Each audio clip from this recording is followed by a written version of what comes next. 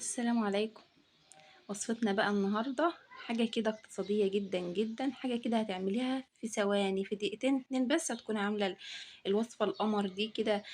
تنفع طبعا في العشاء، تنفع في الفطار، تنفع كمان في سندوتشات المدرسة. حاجة كده اقتصادية جدا جدا، وكمان فيها كل يعني بصوا مفيدة ومغذية جدا جدا. فيها بيض، فيها طبعا خضار زي ما انتم شايفين كده.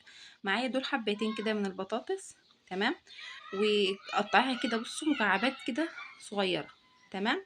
ومعايا هنا بصلايه صغيره، ومعايا قرن فلفل حراق، ومعايا كمان حبتين برضو طماطم اتنين بس، ومعايا 3 بيضات. ممكن تعمليهم ببيضتين اتنين، ببيضه واحده، انت وراحتك والموجود عندك، تمام.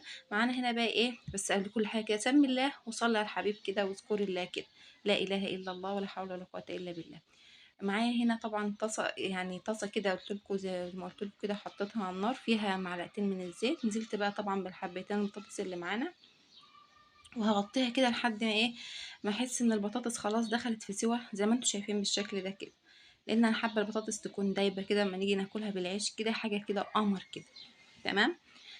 تحس ان هي دايبه معاكي كده، وحاجه كده تاكلها كده، يعني بصوا مش هتشبعي كده، كفايه ريحتها بس.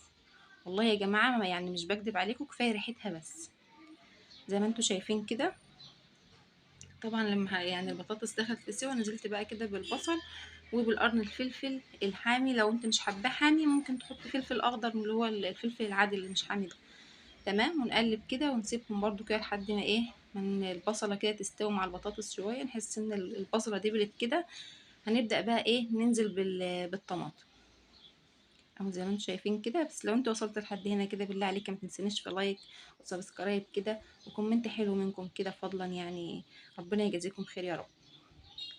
زي ما انتم شايفين كده طبعا نزلنا بالطماطم، وهنسيب كل ده كده يستوي مع بعض، عشان انا حباها زي ما قلت لكم ان انا يعني لما اجي اكل بالعيش كده تبقى دايبه معايا كده، تبقى مش البطاطس جامده وطريه كده احس ان هي جامده، لا احس ان هي يعني كله كده بيتاكل مع بعضه كده.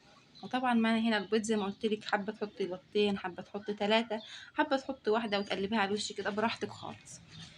طبعا هنعمل كده مكان للبيض كده، وننزل كده ايه بالبيض. هنا بقى ايه، بحاول ان انا بس ايه، يعني اكسر الصفار كده عشان ما يتنش سليم كده على الوش، او زي ما انتم شايفين كده.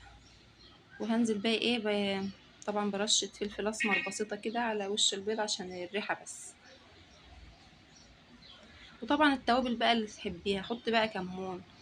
انا حطيت نص معلقة صغيرة كده كمون، ورشة بسيطة من الفلفل، وملح بس مفيش غير كده. شايفين بقى القمر، حاجة كده مش عايزة غير بقى ايه رغيفين عيش بقى كده وتقعدي بقى ايه وتسمي الله كده وتبدأي بقى.